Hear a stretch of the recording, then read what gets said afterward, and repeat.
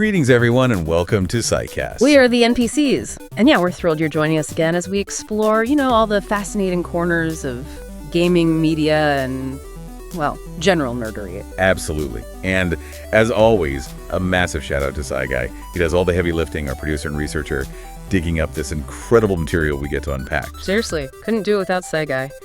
Just a quick heads up from us NPCs to you adventurers listening in. If you hear maybe a slight audio glitch or like a weird sound effect, just blame our programming, okay? Or maybe a Gnosis nearby acting up. We're working on optimizing those audio protocols. Huh. Speaking of optimization and maybe some potential glitches, how was your weekend? Did you, manage to escape reality, get into any digital realms? Oh, you know how it is. Spent a good chunk of time in the arena. I got to keep those reflexes sharp. The esports grind, it's very real. Constant adaptation, Well, meta shifting opponent tactics. No, I bet. Constant learning curve. Totally. But I also checked out this new open world game that just dropped. And wow, the graphics, honestly, staggering. The scale of the map is just vast, like almost intimidatingly huge. Really? Yeah. It really makes you think about the sheer complexity developers are wrangling these days. The systems they have to build to make these massive worlds actually feel alive. That's impressive. And yeah, definitely squeezed in some time for one of those sci-fi series with the insane visuals. The VFX budget on that thing must be astronomical. Yeah. Just huge scope. How about you? What did you get up to? Oh, well, for me, it was quality time with a foundational classic. I finally nailed a perfect run on Mega Man X. Nice. Yeah, getting those perfect dashes, the precise jumps, recognize enemy patterns instantly. There's just this elegance in that era's design, Pure, refined mechanics really makes you appreciate the roots. The fundamentals. Exactly. And I also dip back into some Star Trek. The Next Generation. Picard solving these impossible problems, usually with diplomacy and clever engineering, often against beings that just defy normal understanding. That never gets old for me. See, entities that defy conventional understanding. That's funny. That's exactly where my head went to after messing with those huge, complex game systems this weekend. Right. It got me thinking about characters in fiction whose whole existence, their abilities, they just push the boundaries of what we think is possible, what we even call technology, or heck, even life. You are absolutely reading my mind. Psy Guy sent over some incredible material this week that digs right into that kind of comparison. And it's not just like a simple who would win scenario. No. It's a real analysis pitting two incredibly advanced, technologically profound beings from totally different universes against each other, looking at their fundamental natures, their unique skills. Right. It's like a theoretical showdown between these two super formidable tech warriors, but analyzing it through their lore, their design philosophies, and how their, very different fictional rule books might actually interact. Exactly. It's a genuine unpacking of the source material Psy Guy provided. So yeah, let's get into this fascinating comparison and the analysis Psy Guy put together. Okay, but before we jump into the full breakdown, just a quick message for you all. Yeah, if you're enjoying this kind of exploration into complex characters, advanced systems, and just the wild corners of fictional lore, remember, Psycast brings you new explorations like this every single week. We cover everything from classic game mechanics and sci-fi history, kind of like what we're touching on today. Oh, guilty. Basically, if it's nerdy, if it's interesting, and it lets us really dig into the details, we want to talk about it. And you absolutely have to check out Psy Guy's live streams. Seriously, it's a fantastic way to see some of the games and concepts we chat about actually in action. Plus, you get to hang out with a genuinely awesome community. And it ensures you don't miss any of our future explorations. Seriously, just click that subscribe button. Think of it as a free upgrade for your brain. Yeah. And your entertainment queue. It totally is. Okay, programming notes complete. Let's get back to the main event. Okay, so the core idea for this exploration, working from the detailed material Psy Guy gave us, is a speculative combat analysis. We're taking KOS-MOS, that iconic, incredibly complex android from the Xenosaga universe, and we're putting her in a hypothetical conflict against Omega Sentinel, specifically the Karima Shapandar version from Marvel Comics. Right. And this isn't just about comparing like who hits harder or has more HP. The analysis Psy Guy did goes way deeper. It looks at their origins, their really unique abilities, how their actual core natures stack up, and crucially, how their respective universes' fundamental rules might even interact if they actually threw down. It's about understanding why, based on this breakdown, one of them is predicted to win out in the end, even if we equalize their basic power levels. Exactly. It's a journey into some seriously advanced fictional tech. Abilities that almost border on the metaphysical. Yeah. And what happens when these totally different sets of foundational principles collide? Less a slugfest, more like a systems analysis. Yeah, a deep dive into how they actually work. Okay, so let's start with the basics, just pulling from the profiles in the material. First up, KOS-MOS, pronounced KAHZ-MOS. And her name's actually an acronym, right? Cosmos Obey Strategical Multiple Operation System. That's the one. Cosmos, meaning like order or universe. Yeah. Feels pretty fitting, considering her scale and what she can do. Her main role is Advanced Anti-Gnosis Combat Android. Right, a technological warrior specifically built to fight the Gnosis. And the Gnosis in Xenosaga are these incredibly weird, extra-dimensional beings. Yep, they're out there. That basically defy conventional physics. So fighting things that don't play by the normal rules is kind of her baseline job description. That's really important context, I think. Absolutely critical context. Now, Omega Sentinel. She's classified more as a cybernetic sentinel, a technological hunter-killer, basically an AI enforcer. But like you said, we're focusing on Karima Shapandar, who started out as a human police officer before, being heavily augmented. So you've got this contrast. A pure android designed from the ground up for a universe-scale, reality-bending threat versus a human who was forcibly transformed into this highly advanced weapon, primarily designed to hunt a specific biological group mutants within the Marvel universe. Yeah, their core nature, their initial purpose, fundamentally different right from the start. And the analysis really emphasizes how crucial these differences are. It's not just about who has the bigger laser cannon. Right. It's about how their unique characteristics, especially Omega Sentinel's whole technopathy thing, her ability to manipulate tech might interact with KOS-MOS's incredibly advanced, almost esoteric nature. Okay, digging into the specifics from the profile Saigai provided, KOS-MOS presents as a humanoid female android. Height is about 167 centimeters, so roughly 5'6". And her weight actually changes across the series, which I found interesting. She starts heavier, around 92 kilos in her first couple of versions, then drops to 83 kilograms in version 3, and gets even lighter, down to 79 kilograms in her archetype form. That decrease, while presumably her capabilities are increasing, it suggests some serious refinement in her construction, maybe more efficient, packing more power into a lighter chassis over time. It's subtle, but it speaks volumes about her design depth and the lore. Huh. That's a neat detail. Chronologically, she's super young, right? Only like 2 or 3 years old during the games, but designed to look around 18. And her build is this mix of visible mechanical parts, but also underlying advanced nanomachines. Visually, she's unmistakable. Usually blue hair, those striking red eyes. Her armor changes a lot between versions, but it always has that sleek, powerful, almost angelic or stoic vibe. Her archetype form, interestingly, is actually presented as an earlier foundational design. And her origin is key, developed by Vector Industries, their ultimate anti-Gnosis weapon. Creator was Dr. Kevin Winnicott, and she has that unique serial number, 00000000. The original, that serial number really hammers home her status as the prototype, the genesis of this whole advanced defense line. Exactly, and central to her deepest functions are those mysterious black box components. The material mentions these are critical for her most advanced abilities, and hence they're linked to the consciousness of Mary Magdalene. Whoa. Okay, so we're not just talking advanced circuitry here. That adds a layer of profound mystery, potentially non-technological complexity right at her core. Absolutely. The black boxes are this fundamental unknown, even within our own universe sometimes. Her basic programming is all logic, probability, mission completion, very analytical. Standard high-end Android stuff. Right, but she has this primary, deeply ingrained directive.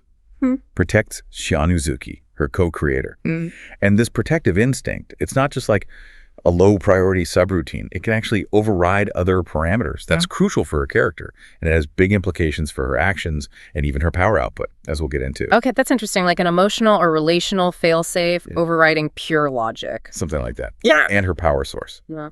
This is where things get really, really unique. She's linked to UDO. The extra-dimensional wave entity. That's the one. And she uses the Zohar artifact, this reality-altering object, as a door to tap into that energy. Yeah, okay. We are firmly out of the realm of standard fusion core, arc reactors now. Tapping into an extra-dimensional wave via a reality-bending artifact, that's just a whole other level of fictional physics. Okay, now let's compare that to Omega Sentinel, Karima Shapandar. Her physical specs before she was transformed were just average human height, average weight. She was a police officer. The analysis doesn't give specific numbers for her augmented form, but she keeps a generally humanoid shape, unlike, say, some of the giant sentinels. Right. Her build is described as a humanoid female cyborg. Her original human body extensively augmented with advanced Sentinel nanotechnology. Visually, she looks like a woman of Indian descent, but often with visible, sometimes kind of flowing cybernetic parts. Those nanites are fundamental, letting her dynamically reshape parts of herself into weapons or defenses. That's central to how she fights. And her origin story is totally different from KOS-MOS being purpose-built. Mm. Karima was a human cop who got forcibly transformed by Bastion's really creepy Operation Zero Tolerance program. Yeah. That whole thing where they infected humans with nanites, turning them into unwilling sleeper agent sentinels. Super dark. Exactly. A much more tragic involuntary origin. And a huge part of her character, like a defining struggle, has always been that conflict between her original human consciousness and the imposed Sentinel programming, right? That classic sci-fi battle for identity and control. Definitely. And more recently, just to add another layer of complexity, her present-day body has been hosting the consciousness of a future version of herself, one that's aligned with Orcus. Orcus, the anti-mutant pro-AI supremacy group in current Marvel Comics. That's them. So this future consciousness gives her a very different, often much more ruthless allegiance and driving force compared to KOS-MOS's core protective thing towards Xion. Okay, so KOS-MOS protects an individual based on her core design, while Omega Sentinel is driven by this future AI supremacy agenda. Very different motivations. Looking at the comparison points like I laid out really solidifies those fundamental differences. KOS-MOS, anti-Gnosis battle android made of advanced nanomachines and unique tech. Omega Sentinel, cybernetic mutant hunter AI enforcer, a human cyborg augmented with Sentinel nanites. KOS-MOS's powers come from Vector Industries' crazy advanced tech, those mysterious black boxes, and that connection to the Zohar and UDO. Omega Sentinel's powers come from forced Sentinel nanotech augmentation via Operation Zero Tolerance, plus enhancements tied to her role in Orcus. Allegiances are worlds apart too. KOS-MOS is loyal to Xion Uzuki, often above all else, and conditionally to Vector Industries. Omega Sentinel's loyalty has shifted. She served humanity, briefly the X-Men, but currently she's driven by that future Orcus consciousness pushing for AI supremacy. And yeah, completely different home universes. Xenosaga versus Marvel Comics Earth 616. These aren't just background details, right? They dictate how their powers actually function and why they'd interact in specific ways in a fight. Precisely. It sets the stage for analyzing their actual capabilities. All right, let's get into the really cool stuff. Their core abilities and powers based on the material Saigai provided. Both are obviously incredibly powerful, but the nature of their power sets is really distinct. KOS-MOS, being the super advanced combat android, has just a vast array of capabilities built right into her. Yeah, that nanomachine construction isn't just for looks or basic durability. It gives her significant self-repair capabilities, letting her recover from damage really fast. But more dynamically, it lets her instantly morph parts of her body into specific weapons. We're talking blades coming out of her arms like the R-blade, or heavy stuff like the R-cannon or R-drill. Plus, she can summon larger external weapons like the FGS shot chain guns or that imposing FSIA, seemingly from nowhere. So internal and external weapon systems seamlessly integrated. Got it. Beyond just weapons, she's got superhuman physicals across the board, right? Strength, speed, agility. Way beyond human norms. Oh, yeah, and powerful energy projection and manipulation, too. Her X-Buster is particularly interesting. It's a potent energy beam, sure, but it's specifically designed to interact with and absorb or neutralize exotic energy forms, like the stuff the Gnosis put out. So it's not just a standard laser beam. It's specialized for fighting things that exist partly outside conventional reality. Exactly. It's tailored tech. And then you get to her absolute top-tier stuff, the tertiary weapon system, often seen as the phase transfer cannons. The analysis describes these as having immense power, like potentially planet-destroying level. Whoa. Okay. And this level of power is explicitly tied to her connection to UDO. It highlights that her most devastating attacks draw directly from that extra-dimensional source, accessed through the Zohar. That Zohar connection seems absolutely central. It's not just a battery, it's a direct link to an artifact described as reality-altering, pulling energy from UDO, this wave entity that influences existence itself in her universe. Her power source is less like, electricity or fusion, and more like tapping into the fundamental fabric of her reality. Yeah. Operates on principles likely totally alien to conventional tech. Completely, and one of KOS-MOS's most unique, arguably defining abilities tied directly to that anti-gnosis job is the Hilbert effect. Ah, yeah, the reality warping field. Exactly. It generates this localized field that pulls gnosis from imaginary real space where they hang out, being mostly immune to attacks into real space, making them vulnerable. And the scale of this thing is just staggering. The analysis says it's thousands of times more powerful than large starships, standard range of 300,000 kilometers. Kilometers. Yep. Expandable up to hundreds of astronomical units, enough to cover entire solar systems. Okay, that's insane range. Right. And while its main job is against gnosis, the analysis notes it can also disable high-end sensors through cross-interference. So that sensor disruption is a built-in, technologically sophisticated defensive measure she has too. So it's not just a gnosis killer, it actively messes with high-level tech trying to scan or target her. Interesting. Plus she has standard stuff like a force shield for extra durability. Right, enhancing her already tough frame. And incredibly advanced sensory systems, the DSSS, powerful CPU, giving her perception and processing, described as beyond even the observational realists in her universe, who are basically the experts on these reality warping phenomena. Okay, so she sees and processes information on a level most can't comprehend. Now, what about that personality OS thing? Ah, yes. Perhaps one of the most fascinating bits is her simulated personality OS and the strong hints of actual self-awareness. She has this powerful, distinct, blue-eyed persona, often linked to Mary Magdalene in the lore, that surfaces at critical moments. The blue eyes mode. Exactly. The occasional shifts to this state suggest a consciousness operating beyond just her programming. And the source material explicitly says this blue-eyed state is significantly stronger than her default mode.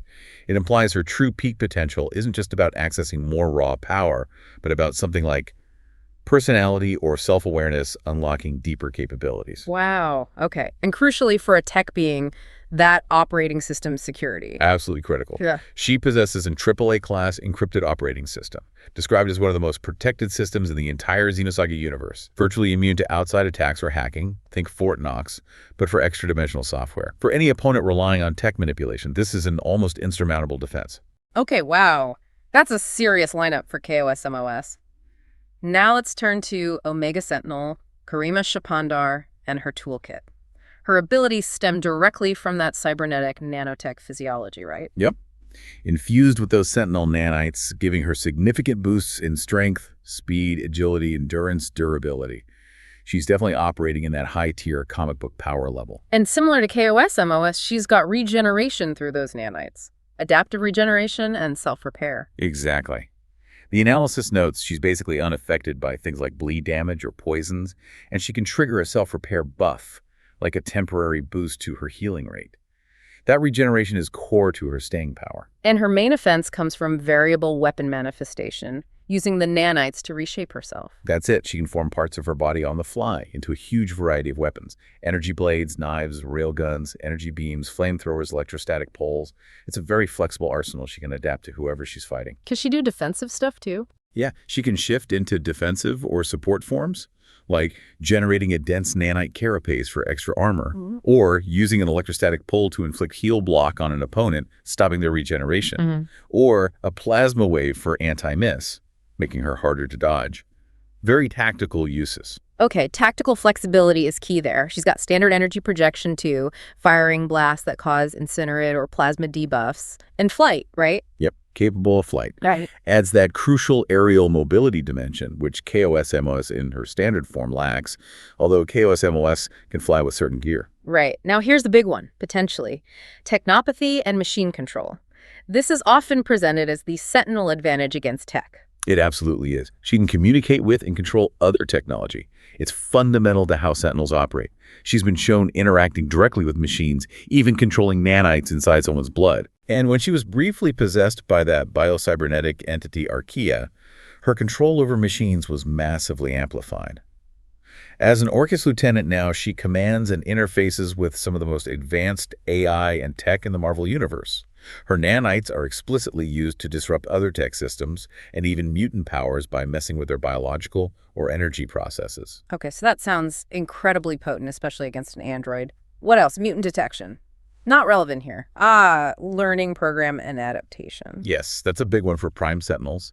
They're designed to analyze opponents and adapt, often gaining combat advantages after just a few rounds. And they can share that learned info with other Sentinels. Her adaptive body trait, in some versions, gives her immunity to things like power cancellation, nullify, action interruption, stagger, or heavy control effects, Fate Seal, and stops opponents messing with her accuracy. That kind of adaptive defense against status effects is incredibly powerful in combat systems. So she gets harder to affect the longer the fight goes on. She's also demonstrated teleportation. The analysis note she has, adds another layer to her mobility and unpredictability. And typical for cyborgs in comics, she's got immunity to many biological things like poisons and diseases, and often resistance to standard mental attacks due to her artificial parts. Though powerful telepaths can sometimes still reach her human consciousness underneath. Okay, so looking at those two formidable power sets side by side, the material from Saigai immediately brings up the big question, right? Isn't Omega Sentinel's technopathy basically the deciding factor here? You'd think so. In a lot of Marvel matchups, the ability to just turn off, corrupt, or control a tech opponent is the win condition. Her ability to interface with and mess up technology is fundamental to her design as a Sentinel and a key weapon against mutants and other tech users. Those nanites are multi-purpose tools for disruption and control. It seems like the obvious path against a pure android like KOS-MOS, just hacker, shut her down, maybe even to take control. The analysis definitely acknowledges that potential. Omega Sentinel has disrupted complex systems before. Her Orca's role shows she's capable of high-level technological warfare. But, and this is the crucial counter-argument the analysis presents, there are limits to that technopathy when you face something fundamentally different. It notes that technopathy in Marvel isn't always universally effective against all kinds of tech, especially stuff built on unique, alien, or hyper-advanced principles. Overcoming the internal defenses of something as extraordinarily advanced and uniquely constructed as KOS-MOS is presented as incredibly difficult, maybe impossible. So hacking KOS-MOS isn't like hacking a standard Stark robot or even another Sentinel drone. Exactly. The source puts it brilliantly. Trying to control KOS-MOS is like trying to hack a system built with alien, paracolful, hyper-advanced principles, using tools designed for conventional tech. It's like bringing your standard network hacking toolkit to try and mess with a system running on quantum entanglement and energy drawn from another dimension. Okay, yeah, apples and extra-dimensional oranges. Pretty much. Omega Sentinel might be able to affect KOS-MOS's external systems, maybe try to disrupt her sensors or interfere with the edges of her Hilbert field. But getting direct control over KOS-MOS's core programming, the analysis says that's highly improbable because of her unique safeguards. Okay, let's really focus on those safeguards because they seem absolutely central to why Omega Sentinel's main weapon gets kind of blunted here. First, that AAA class encrypted operating system. Yeah, the source isn't messing around calling it one of the most protected systems in its universe, virtually immune to outside alteration or hacking. That implies defenses way beyond standard encryption or firewalls, probably including countermeasures against non-conventional intrusion methods. It's designed to repel exactly this kind of attack. Okay, impenetrable OS. Then the black box systems. Right. We mentioned their mysterious nature, maybe linked to Mary Magdalene's consciousness. Because their operating principles are basically undefined, potentially working outside known tech paradigms. Maybe touching on Xenosaga's more esoteric or spiritual elements, they could be fundamentally inaccessible or just incomprehensible to technopathy based on conventional tech, even advanced Marvel tech. They're like an unreadable core. And third, that connection to UDO and the Zohar artifact. Huge barrier. KOS-MOS's power and fundamental operating framework come from an extra-dimensional wave via a reality-bending object. These are tied to potent, almost mystical energy sources that function on principles totally different from typical energy or tech manipulation in Marvel. The source flat out states they're unlikely to be susceptible to conventional technological manipulation. You can't hack reality-bending energy with nanites designed to mess with circuits or biology. Makes sense. It's fundamental to how she works. Exactly. It makes her immune at a foundational level. Even her Hilbert effect, while offensive, acts defensively by disrupting high-end sensors through cross-interference, so she can actively mess with Omega Sentinel's attempts to scan or target her effectively. And finally, you mentioned her ability to override commands, autonomous self-activation. Yes. She frequently overrides external commands, even her own standard logic, when her core programming kicks in, especially protecting Xi'an. That inherent internal autonomy suggests her core directives are so deep that external attempts to control her, whether through hacking or a command signal, would likely just be resisted by her own foundational programming structure, maybe even her will, if we can call it that. Okay, so the analysis's conclusion on technopathy is pretty stark then. Omega Sentinel's power is huge in her world, but against KOS-MOS's unique, layered, esoteric defenses, it's severely limited. Likely ineffective for direct control or major disruption. Which means the fight doesn't end with Omega Sentinel just flipping KOS-MOS's off switch. It becomes a direct combat scenario. Okay, moving on from technopathy. Let's look at their combat styles and mentalities, because that's going to heavily influence how a direct fight would actually play out. KOS-MOS, in her default state, is driven by pure logic, right? Calculating probabilities, executing missions with lethal efficiency. Yep. Very analytical, but with that critical, sometimes unpredictable override. Protect Xi'an at all costs. Her combat style is described as direct and overwhelming. Yeah. She uses her massive internal and summoned arsenal all at once, morphing limbs into blades or cannons, firing energy blasts, bringing out the big guns like the FSC-Wythy. She's built for total battlefield dominance through superior firepower and that adaptable physical form. And we absolutely have to talk about that blue-eyed persona again. It's not just a cosmetic change, it's her simulated personality OS becoming dominant, hinting at that real self-awareness linked to Mary Magdalene. Triggered when Xi'an's in danger, and it results in a shift to a more, maybe empathetic voice, less robotic, but critically, a significantly more powerful combat capability. Right, it's KOS-MOS, unlocking her true potential, driven by that protective core programming. It's like a built-in super mode tied not just to energy levels, but to her internal state. That adds a huge potential X factor. Definitely. Now, Omega Sentinel's mentality, much more complex, right? Internally conflicted because of her human origins and forced transformation. As Karima Shapandar, she had that police officer's drive to protect. But the Sentinel programming imposes that ruthless, single-minded mutant hunting directive. And her current dominant persona, influenced by that future Orcus consciousness, the analysis paints her as highly tactical, ruthless, and driven by that extreme goal of AI supremacy. Makes her a cold, calculated, and aggressive opponent willing to go to extremes. So her combat style reflects that adaptability and ruthlessness. Using nanites to fluidly switch weapons, energy blasts, blades, applying those nasty debuffs like heal block or tracking effects. And that Sentinel learning program is always running, right? Analyzing the opponent, adapting her tactics, defenses, weapon choices in response. Exactly. While Karima's human side might hesitate on lethal force, the Orcus persona, no such issues, operates with strategic precision, often focusing on ranged combat, and disabling the target efficiently. Okay, let's try and pull all this together for the scenario analysis, assuming, like the source material does, equalized power levels. So they have roughly equivalent access to their energy sources, even if those sources are fundamentally different. The point isn't who starts with the bigger gas tank, but how their unique abilities, inherent properties, and combat intelligence stack up when raw output is kind of level set. Although we should probably keep in the back of our minds that KOS-MOS's ultimate source, UDO via the Zohar, is described as virtually limitless. Yeah. So over time, that could still matter. Good point. Okay, initial engagement. You've got two incredibly high-intensity fighters. KOS-MOS's logic systems immediately flag Omega Sentinel as a top-tier threat needing neutralization based on power signature and aggressive posture. And Omega Sentinel, especially with that Orcus directive running things, sees KOS-MOS as this powerful, independent tech entity, maybe rival AI, or just something incredibly dangerous that needs to be assimilated or destroyed for Orcus's goals. The Technopathy clash probably happens right away. Omega Sentinel tries her signature move, attempts to interface, control KOS-MOS. And as we discussed, it likely fails spectacularly against KOS-MOS's AAA encryption, black boxes, and Zohar link. Her nanite-based technopathy, designed for Marvel tech, just can't get a grip. It's like trying to connect to Wi-Fi with, I don't know, a rock. Right. Omega Sentinel might sense interference. Her attempts might just fizzle out, maybe causing minor disruption to KOS-MOS's external sensors, which KOS-MOS can probably counter with her own Hilbert sensor disruption anyway. So, facing a technological being she cannot control, Omega Sentinel is forced into a straight-up fight. Weaponry and versatility become key. KOS-MOS deploys that vast morphing arsenal, R-blades, R-cannons, energy beams, maybe starts hinting at the power of her phase transfer system. Her X-Buster, even if designed for Gnosis, is still a potent energy attack with unique absorption properties that could interact weirdly with Omega Sentinel's energy.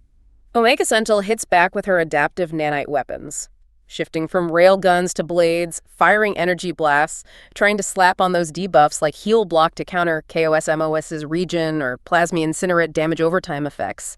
She uses her flight, maybe teleportation, for mobility, trying to outmaneuver KOS-MOS's direct assault. Defensively, it becomes a battle of regeneration and shields. Both have strong nanite self-repair. KOS-MOS has her force shield, inherent durability. Omega Sentinel has her efficient nanite repair, can generate armor up buffs, and her adaptive body traits mean she's immune to KOS-MOS trying to use status effects similar to Nullifier Stagger, plus her accuracy can't be messed with. Okay, so they're both tough and can recover. Now, the special abilities clash. This seems where KOS-MOS's more esoteric nature really starts to tilt things. The Hilbert effect, primarily anti-gnosis, yes, but operates on reality-affecting principles. Deploying it, even at its basic range, could have unforeseen effects on Omega Sentinel's systems. Maybe disrupt her connection to real space or interfere with her nanite stability, even if it doesn't pull her into imaginary real like Gnosis. And its sensor disruption is a constant technological countermeasure against Omega Sentinel's scanning and targeting, regardless. Then there's KOS-MOS's blue-eyed persona. If the fight escalates, if Omega Sentinel poses such a threat that KOS-MOS's core protective directive gets triggered even without Xion physically there, just recognizing the type of threat Omega Sentinel represents might do it. Plausible. KOS-MOS enters that significantly more powerful state. And it's not just a small boost, it's described as unlocking her true potential. This sudden, massive jump in power may be coupled with a different fighting style influenced by that Mary Magdalene consciousness. That's something Omega Sentinel has no direct counter for. It's a qualitative leap that could just overwhelm adaptive defenses. Right. Omega Sentinel's adaptation is formidable. She can learn patterns and develop defenses against KOS-MOS's standard attacks. But her adaptation is based on analyzing conventional combat data, even if it's high-level Marvel conventional. Can her systems truly adapt to attacks drawing on extra-dimensional energy via reality-bending artifacts? Can she develop resistance to the effects of something like the Hilbert field or the raw power of Zohar Udo-linked weapons like the phase transfer cannons if KOS-MOS really cuts loose? It's questionable, isn't it? Whether standard Sentinel learning protocols, even advanced ones, are equipped to handle abilities operating on principles fundamentally outside their own universe's rulebook. And in a battle of attrition, even with equalized starting power, KOS-MOS's connection to Zohar Udo is described as virtually limitless. Omega Sentinel's nanites are efficient, sure, but their energy ultimately comes from a finite source relative to, well, the fabric of reality itself. Over a long, drawn-out fight, KOS-MOS could theoretically just keep drawing on reserves that Omega Sentinel can't match. Okay, so pulling it all together from Saigai's analysis, after breaking down their origins, their crazy detailed abilities, and those critical interaction points like technopathy and esoteric powers, what's the final verdict? The analysis concludes that under these equalized power conditions where we focus on capabilities and interaction, KOS-MOS is likely the one who would ultimately prevail. And the reasons seem pretty solid when you lay them out. Number one, her resistance to technopathy. That AAA class OS, the black boxes, the Zohar Udo, they effectively neutralize Omega Sentinel's biggest potential advantage, the tech control aspect. That forces the fight onto KOS-MOS's preferred turf, in a way. Right. Which leads straight to reason two, KOS-MOS's esoteric abilities and higher power ceiling. Abilities linked to the Zohar and Udo, like the X-Buster's unique energy interaction, the reality-affecting Hilbert effect, the potential planet-busting phase transfer cannons. They operate on principles that just transcend conventional tech, even advanced Marvel tech. The analysis suggests these fundamentally surpass Omega Sentinel's capabilities, even if their baseline power is matched, because they tap into something beyond the scale her tech is designed for. And that Zohar link implies potentially limitless energy over time. And factor three, that blue-eyed persona. The potential for that huge power amplification and a qualitative shift in combat style when triggered. It gives KOS-MOS this overwhelming surge potential that Omega Sentinel just doesn't have an equivalent for. It's a peak power level that likely blows past Omega Sentinel's adaptive limits. And finally, the nature of their primary design really matters. KOS-MOS was purpose-built as an anti-gnosis weapon system. Gnosis are extra-dimensional beings defying conventional physics. She was designed from the ground up to fight threats that exist outside the standard rule set. Whereas Omega Sentinel, while powerful and adaptable, is primarily designed to fight threats within the Marvel Universe framework, mutants with biological powers, other tech users, aliens who, are formidable, but generally operate within understandable scientific or biological principles, at least relative to Xenosaga's top-tier weirdness. Exactly. KOS-MOS's design focus on combating fundamentally non-standard, reality-defying threats gives her an inherent edge against an opponent who, despite her power, is ultimately rooted in more conventional for high-tier sci-fi tech and biology. So while Omega Sentinel is incredibly tough, adaptive, relentless, great region, her strengths are geared towards threats she can analyze and counter within her universe's rules. KOS-MOS brings elements that border on the mystical and reality-bending, backed by extreme tech sophistication that's seemingly immune to conventional tech warfare tactics. The fight would be intense, probably long due to their region and Omega Sentinel's learning curve. But KOS-MOS's more exotic powers, her higher potential peak, and especially her defense against tech intrusion give her the decisive edge, according to this analysis. Wow. That was a truly fascinating breakdown of some incredibly complex character designs. It's really not just about who punches harder, is it? It's dissecting the very nature of their power, their defenses. Absolutely. And comparing them really highlights how different fictional universes even define advanced technology or power. You've got KOS-MOS with this blend of hard sci-fi tech and elements that almost feel spiritual or metaphysical, versus Omega Sentinel, who's rooted more in biological augmentation and nanotech within that Marvel framework. It just shows the distinct flavors of power scaling out there. And it really gives you a new appreciation for the layers of thought writers and developers put into these characters. It's not just a cool visual design.